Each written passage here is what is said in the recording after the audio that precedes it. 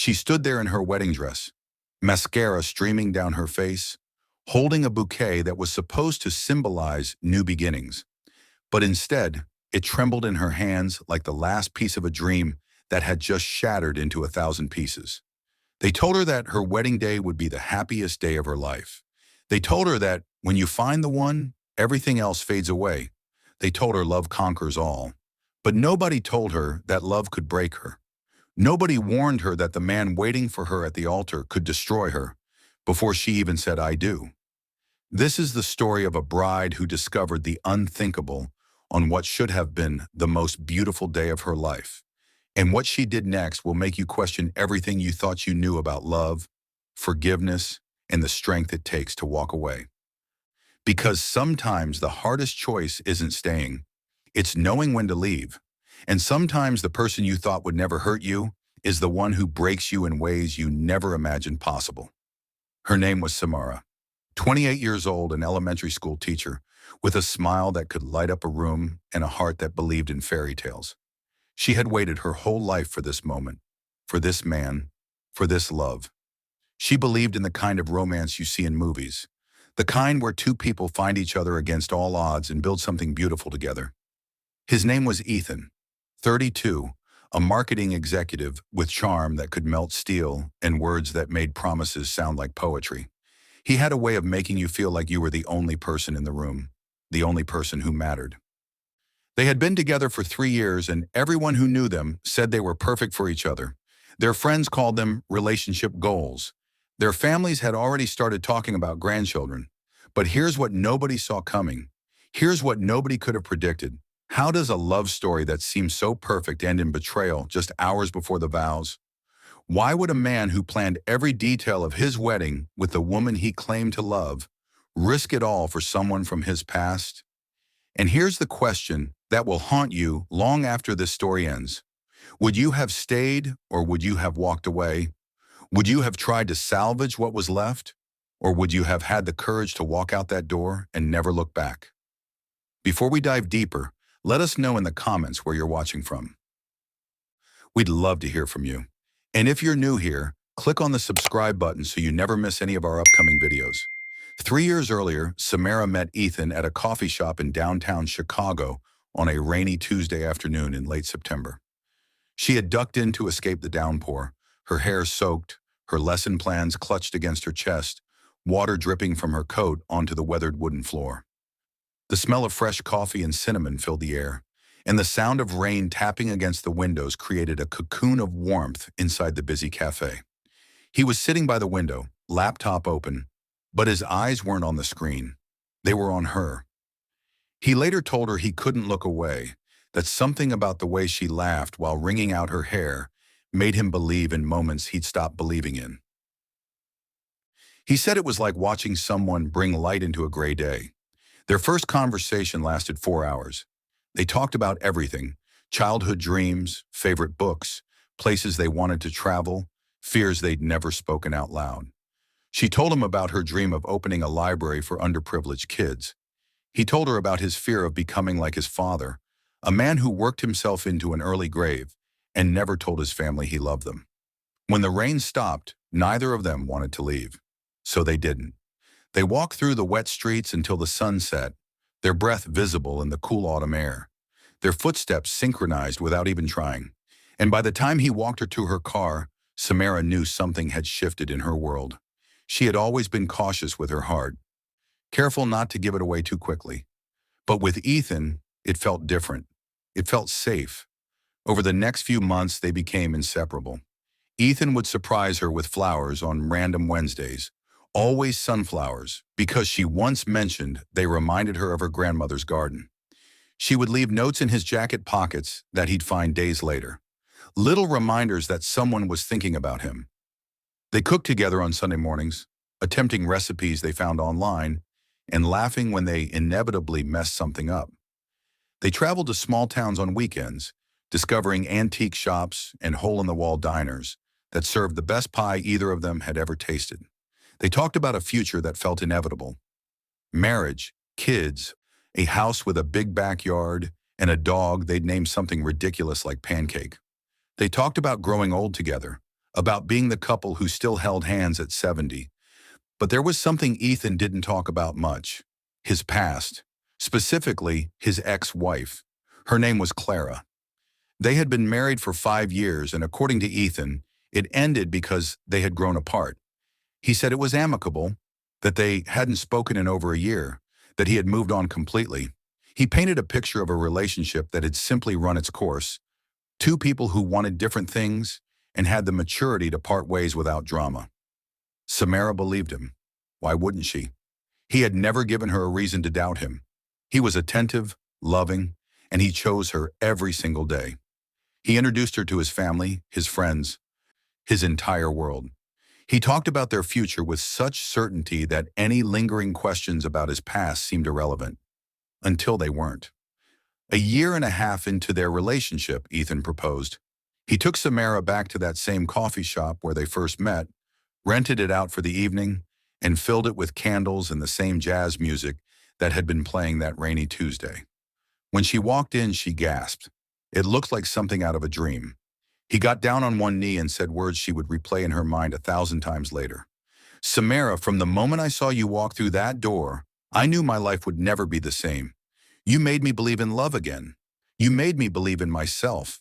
I don't want to spend another day without knowing you'll be by my side forever. Will you marry me? She said yes through tears of joy, and everyone who knew them celebrated. The wedding planning began almost immediately. Samara threw herself into every detail, choosing a venue overlooking Lake Michigan, selecting a color scheme of soft blush and gold, tasting dozens of cake flavors until they finally agreed on vanilla bean with raspberry filling. She spent hours scrolling through Pinterest, creating vision boards, imagining the moment she would walk down the aisle toward the man she loved. Ethan seemed just as invested. He had opinions about the music, the seating arrangements, even the font on the invitations. They argued playfully about whether to have a live band or a DJ, ultimately deciding on a string quartet for the ceremony and a DJ for the reception. They wrote their own vows, agreeing to keep them secret until the wedding day. Samara poured her heart into those vows, writing and rewriting them until every word felt perfect. But as the wedding date approached, something shifted. It was subtle at first. Ethan seemed distracted, checking his phone more often, his mind somewhere else even when they were together.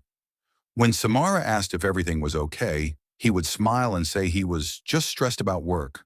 She believed him because she wanted to, because the alternative, that something was wrong, was too frightening to consider. 3 weeks before the wedding, Samara noticed something odd.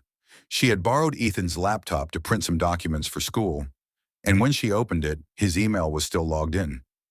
She didn't mean to snoop, but a name caught her eye. Clara. There were several emails between them, recent ones. Her heart started to race. She told herself not to read them, that it was probably nothing, just old business they needed to settle. But her hands moved before her mind could stop them. The emails were brief but frequent. Clara asking how he was doing, Ethan responding politely. Her mentioning she heard about the wedding, him saying he hoped she was doing well. Nothing explicitly inappropriate, but something about the frequency, the tone, the fact that he had never mentioned they were in contact made Samara's stomach turn. She closed the laptop and didn't bring it up. She told herself she was being paranoid, that he had every right to be cordial with his ex. But the seed of doubt had been planted, and over the next 3 weeks, it grew. The morning of the wedding arrived with golden sunlight streaming through the windows of the bridal suite at the historic lakefront venue. The air smelled of fresh flowers and expensive perfume. Samara sat in front of an ornate mirror, surrounded by her bridesmaids, her mother gently placing the cathedral-length veil in her hair, her fingers trembling slightly with emotion. The hairstylist had spent over an hour creating soft, romantic curls that cascaded down Samara's back. The makeup artist had given her a natural glowing look that made her eyes seem even more vibrant. She looked at herself and felt a wave of emotion she couldn't quite describe. Joy, yes. Excitement, absolutely. But also something else, a flutter of anxiety that she kept trying to push away. Her best friend Maya noticed. "You okay? You seem a little quiet." Samara forced a smile. "Just nervous. Good nervous." Maya squeezed her hand. You're going to be the most beautiful bride he's ever seen, and in a few hours you'll be Mrs. Samara Mitchell. How does that feel?" "It feels surreal," Samara admitted. And it did. After 3 years, after all the planning, after all the dreams, it was finally happening. Across the venue in a separate room filled with the smell of cologne and the sound of nervous laughter. Ethan was adjusting his tie in the mirror. His hands were shaking slightly, and his best man, Tyler, noticed. "Cold feet," Tyler joked, clapping him on the shoulder. Ethan forced a smile and shook his head. "No, just want everything to be perfect." But the truth was, his phone had been buzzing all morning. Messages he kept deleting, messages from Clara. She had been texting him for weeks leading up to the wedding, messages he hadn't told Samara about. At first they were simple. "Congratulations. I hope you're happy. I'm sure she's wonderful." But they had slowly shifted into something else, something that made his chest tighten every time he saw her name on his screen. "I keep thinking about us, about what we had. I know I shouldn't. I know you're moving on. But I can't help it." He told himself he shouldn't respond. He told himself it meant nothing, that Clara was just going through something and would eventually stop. But he had responded. Not with declarations of feeling, but with acknowledgement, with empathy, with just enough engagement to keep the door slightly open. And that morning, one message came through that made his stomach drop. "I'm here at the venue. I drove all night. I just need 5 minutes. Then I'll leave, I promise. Please, Ethan. I know I have no right to ask, but I need to see you. Just once. Before you do this." Ethan stared at his phone, his heart pounding so hard he could hear it in his ears. His mind raced. This was insane. She was here? At his wedding venue? He knew he should ignore it. He knew he should tell someone, maybe even Samara. But guilt is a powerful thing. Guilt over how their marriage ended. Guilt over words left unsaid. Guilt over the fact that maybe, just maybe, he hadn't been as honest with himself about his feelings as he thought. The truth was, his marriage to Clara hadn't ended because they grew apart. It had ended because he had stopped trying, because work had consumed him, because he had taken her for granted until one day she packed her bags and left. And he had spent the last 3 years telling himself he was over it, that he had moved on, that Samara was proof he could love again. But seeing those messages, knowing Clara was somewhere in the building, brought everything rushing back. He texted back, "Where are you?" She replied instantly, "The garden, behind the chapel. Please come. I won't make a scene. I just need closure. We both do." He looked at himself in the mirror one more time, straightened his tie, and walked out of the room. Tyler called after him, "Where are you going? Ceremony starts in 30 minutes. Ethan didn't answer. He just kept walking, his dress shoes echoing against the marble floors. If you're still watching, drop "I'm still here" in the comments. I want to see who's following this unbelievable story. Back in the bridal suite, Samara was ready. Her dress, a stunning A-line gown with delicate lace sleeves and a flowing train, fit perfectly. The bodice hugged her figure, and the skirt moved like water when she walked. Her makeup was flawless, highlighting her natural beauty without being overdone. And her hair, adorned with small white flowers, looked like something from a fairy tale. Her maid of honor, Maya, handed her the bouquet, white roses and baby's breath wrapped in ivory ribbon, and smiled with tears in her eyes. "You look like a dream. Ethan is going to lose it when he sees you." Samara smiled back, her heart full despite the lingering nervousness. This was it. This was the moment she had been planning for, dreaming about. In less than 30 minutes, she would walk down that aisle and marry the man she loved. But then she noticed something. Her phone, sitting on the vanity next to her perfume and lipstick, had a notification, a message from one of the venue coordinators. "Is everything okay? The groom just left the building. Should I be concerned?" Her stomach dropped. Left? Where would he go? The ceremony was about to start. She tried calling him. No answer. She texted. Nothing.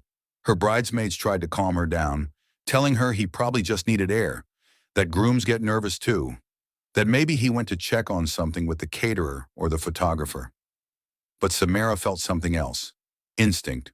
The kind you can't ignore. The kind that sits heavy in your chest and tells you something is wrong. She grabbed the hem of her dress and walked out of the suite, heels clicking against the marble floor. Her mother called after her, "Samara, honey, wait. Let us go check. You need to stay here." But she didn't stop. She couldn't. She moved through the hallways of the venue, past guests starting to take their seats in the chapel, past ushers who looked confused, seeing the bride wandering around before the ceremony. Her heart was racing, her breath coming in short bursts. And then she saw the door to the garden. It was slightly open, warm sunlight streaming through the gap. She pushed it wider and stepped outside. The garden was beautiful, meticulously maintained with rose bushes, a stone fountain, and winding paths lined with lavender. It was quiet except for the sound of water trickling and the rustling of leaves in the breeze. And then she heard voices, low, tense, familiar. She walked toward them, her dress brushing against the stones, her heart hammering in her chest. And then she saw them. Ethan. And a woman she didn't recognize but somehow knew immediately. Clara. They were standing by the fountain, close, too close. Ethan's hand was on her arm. Clara was crying, her face flushed, her hands gesturing as she spoke. And Ethan, he looked torn, like a man caught between two worlds, two lives, two versions of himself. Samara's breath caught in her throat. For a moment she couldn't move, couldn't think, couldn't process what she was seeing. The bouquet slipped from her fingers and hit the ground with a soft thud, white petals scattering across the stone path. The sound made Ethan turn.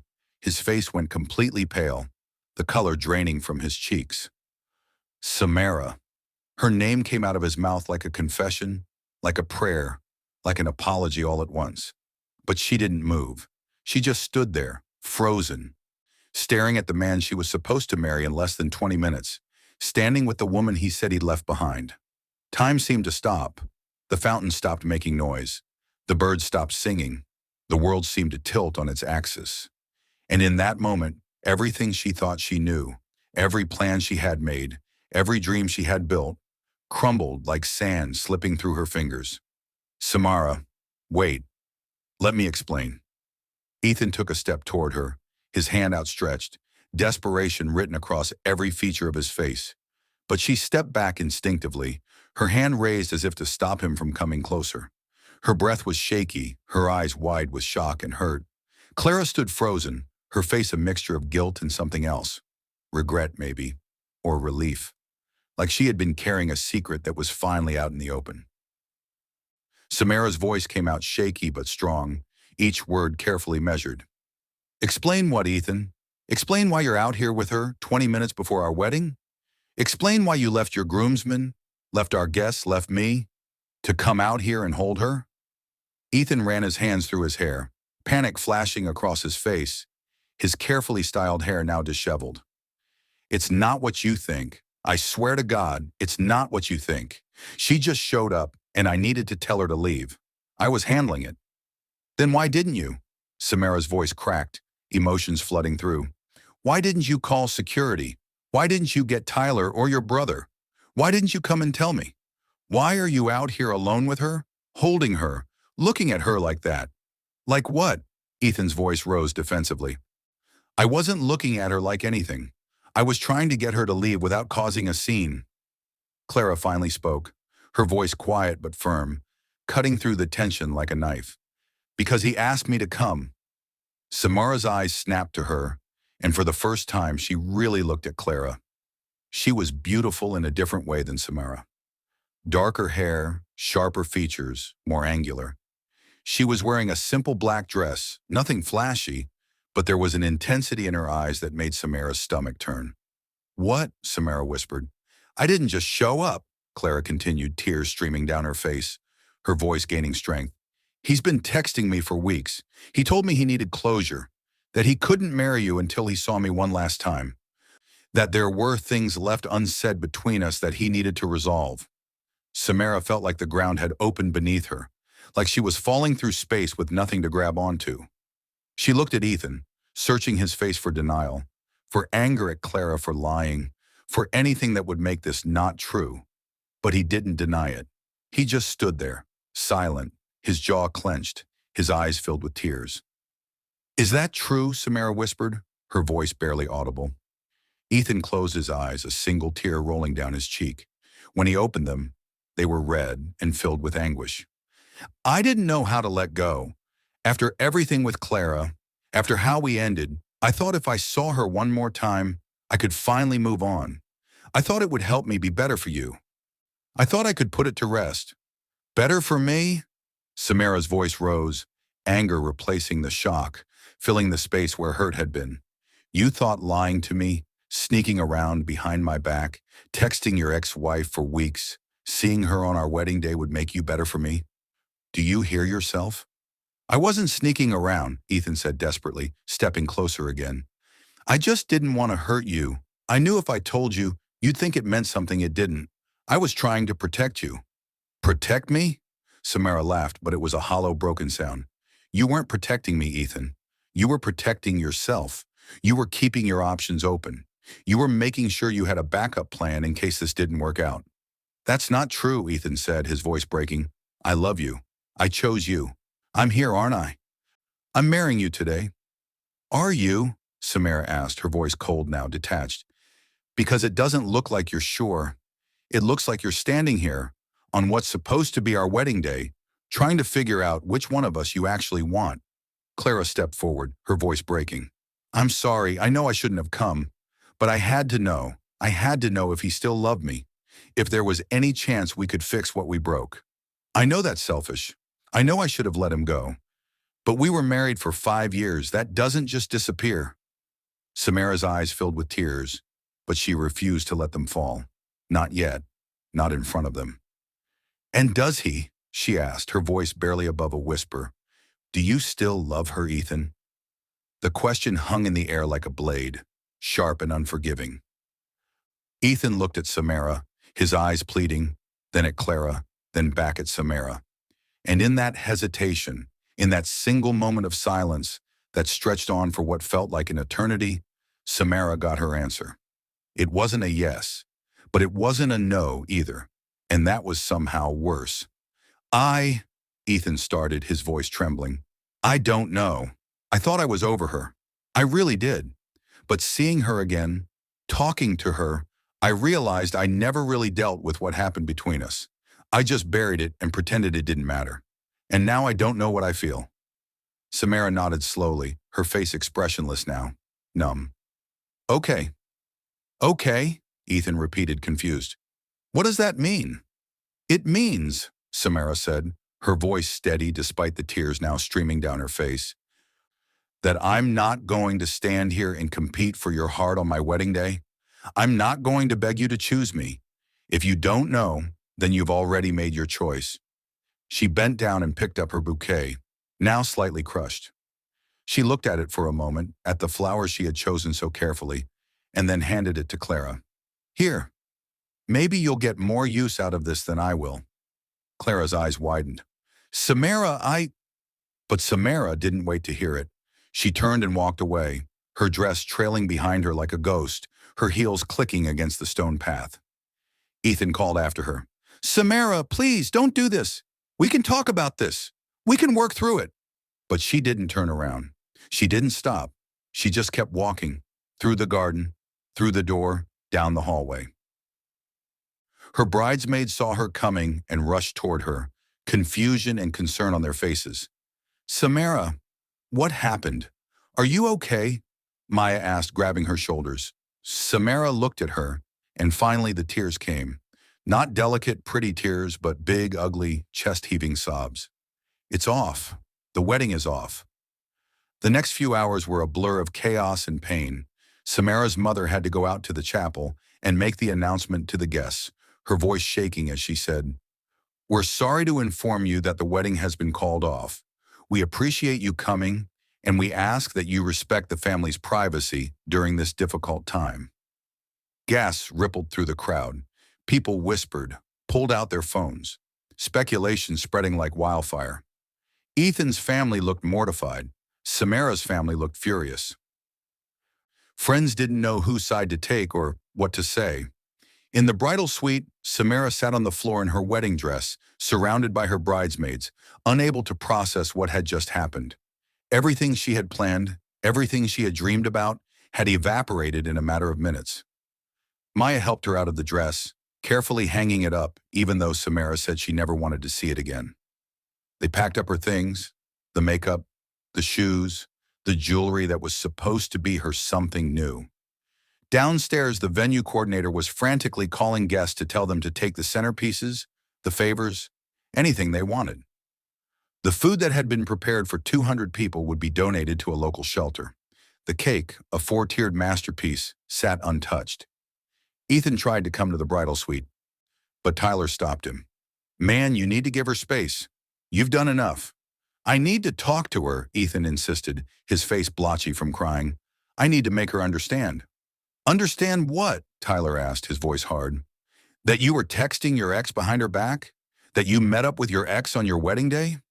"There's nothing to understand, Ethan. You messed up, and now you have to live with it." Samara didn't go home that night. She couldn't face the apartment she shared with Ethan, the apartment filled with wedding gifts they'd never use, the life they'd never have. Instead, Maya took her to her own apartment, helped her wash off the makeup, gave her comfortable clothes to wear, and held her while she cried until she had no tears left. For days, Samara barely moved. She called in sick to work. She didn't answer her phone except for her immediate family. She existed in a fog of disbelief and heartbreak. How had this happened? How had the man she thought she knew turned out to be someone completely different? The questions tormented her. Had there been signs she missed? Had she been naive? Had she loved him more than he loved her the entire time? Ethan tried to reach out constantly. Texts, calls, letters slipped under Maya's door, all saying the same things. "I'm sorry. I made a mistake. I choose you. I love you. Please give me another chance." But Samara couldn't bring herself to respond, because she knew the truth. Even if he did choose her now, it would always be tainted by that moment in the garden. That hesitation, that look on his face that said he didn't know. She would spend the rest of her life wondering if she was his second choice, if he only came back to her because Clara said no, if he would ever really be all in. And she deserved better than that. 2 weeks after the wedding that never happened, Samara finally went back to the apartment. Ethan wasn't there. His brother had come and gotten most of his things. The apartment felt empty, hollow, like a museum of a life that never was. She walked through the rooms, touching things they had picked out together. The couch they had argued about but ultimately agreed on. The kitchen table where they'd had countless dinners and conversations. The bed where they'd slept tangled together, where they'd made promises about forever. She packed up the things that were hers, left the things that were his, and walked out the door. She didn't cry this time. She was done crying. She was tired, so tired. 3 months later, Samara was sitting in a small coffee shop, not the one where she'd met Ethan. She couldn't go back there yet, staring at her laptop screen. She had taken a leave of absence from work to focus on healing, and her therapist had suggested she start journaling. But instead of just writing in a private journal, she had started a blog, a place to process her feelings, to share her story, to maybe help others who had gone through similar heartbreak. She called it The Unfinished Isle, and she poured everything into it: the joy of falling in love, the excitement of planning a wedding, the devastation of watching it all fall apart, the confusion, the anger, the grief, but also, slowly, the healing. The realization that she was still whole even though she felt broken. The blog resonated with people in ways she never expected. Women and men from all over the world commented, sharing their own stories of betrayal, of heartbreak, of starting over. Some had been left at the altar. Some had discovered affairs. Some had simply realized the person they loved wasn't who they thought they were. And slowly, through sharing her story and reading theirs, Samara started to heal. She started to remember who she was before Ethan, the woman who loved teaching, who lit up when her students finally understood a difficult concept, the woman who volunteered at animal shelters on weekends, the woman who had dreams and goals that had nothing to do with being someone's wife. She reconnected with old friends she had neglected during her relationship. She took up painting, something she'd loved in college but abandoned. She started running in the mornings, finding peace in the rhythm of her feet hitting the pavement and the sunrise painting the sky. And she started to realize something important. The wedding falling apart wasn't the worst thing that could have happened to her. The worst thing would have been marrying someone who wasn't sure, spending years with someone who was still holding on to someone else, building a life on a foundation that was already cracked. 6 months after the wedding that never happened, Samara sat on the porch of a small cabin by a lake in northern Michigan. Her parents owned it, and they had offered it to her as a place to escape, to think, to breathe. The lake shimmered in the afternoon light, the water so clear she could see fish swimming near the dock. Birds sang in the trees and the air smelled like pine in summer. She had a mug of tea warming her hands even though it was warm outside. There was something comforting about holding a warm cup, something grounding. The wedding that never happened felt like a lifetime ago now. Not because the pain was gone, it wasn't, but because she had changed so much since then. She was stronger, more sure of herself, less willing to accept less than she deserved. She had spent weeks crying, weeks angry, weeks wondering what she could have done differently, but eventually she realized the truth. It wasn't about her. It never was. Ethan wasn't ready. Maybe he never would be, and that wasn't her burden to carry. She had received one more letter from Ethan about a month ago. In it, he confessed everything. How he and Clara had met up a few more times after the wedding. How they had tried to make it work again. How it had fallen apart even faster the second time because they both realized they were romanticizing a past that was never as good as they remembered. How he now realized what he had lost. How he would regret losing her for the rest of his life. How he hoped someday she could forgive him. Samara had read the letter twice, then folded it carefully and put it in a drawer. She didn't respond. Not because she was still angry, but because there was nothing to say. She had forgiven him, not for his sake, but for hers. Because holding on to anger was like drinking poison and expecting the other person to die. But forgiveness didn't mean reconciliation. It didn't mean going back. It just meant letting go. Her mother had asked her once, about a month ago during a phone call, if she regretted calling off the wedding. Samara had thought about it for a long moment, watching a hummingbird hover near the window, and then she had shaken her head. I regret not seeing the signs earlier, she said honestly.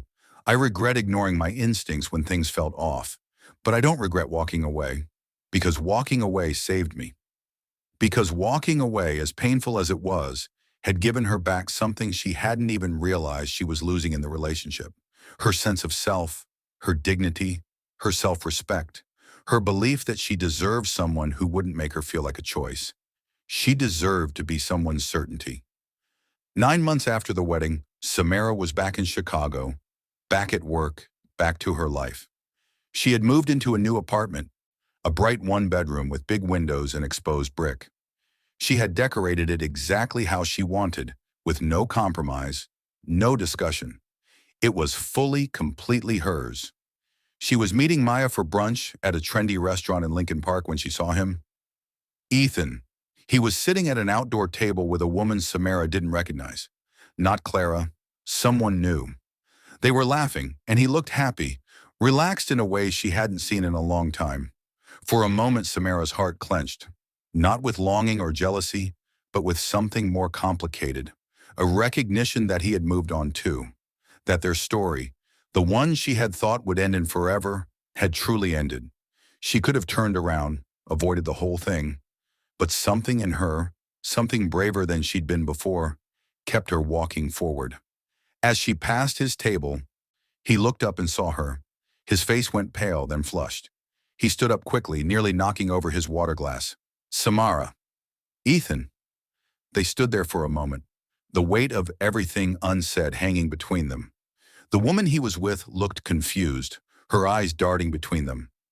I'll give you a minute, she said, standing and walking toward the restaurant entrance. Ethan ran his hand through his hair, a gesture Samara remembered so well. How have you been? Good, Samara said, and she meant it. Really good, actually. I'm glad, Ethan said, and he looked like he meant it too. I read your blog.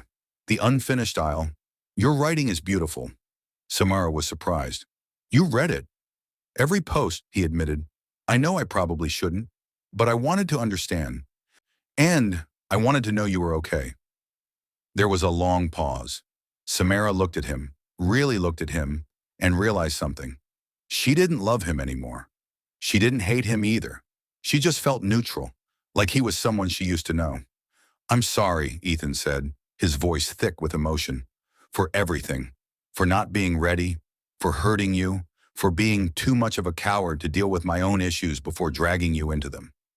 Samara nodded slowly. I know you are, and I forgive you. His eyes widened. You do? I do, she said with boldness and confidence, like someone who was sure about her decision. So here's the question we want to leave you with. If you were in Samara's position, what would you have done? Would you have stayed and tried to work it out, or would you have walked away like she did? And here's the harder question. Have you ever loved someone who wasn't ready to love you back? Someone who kept one foot in their past while holding your hand in the present? How did it feel? What did you do? We want to hear from you. Drop your thoughts in the comments below. Tell us your story. Tell us how this made you feel. Because stories like this, they aren't just about other people. They're mirrors. They reflect the moments in our own lives when we had to choose between staying in something familiar or walking towards something better. And sometimes, the bravest thing you can do is let go. Thank you for watching. If this story moved you, hit that like button and share it with someone who needs to hear it. And don't forget to subscribe because we have more stories coming that will make you feel, think, and reflect on what it really means to love and be loved. This is Folktales Legend, where every heartbreak hides a truth. Until next time.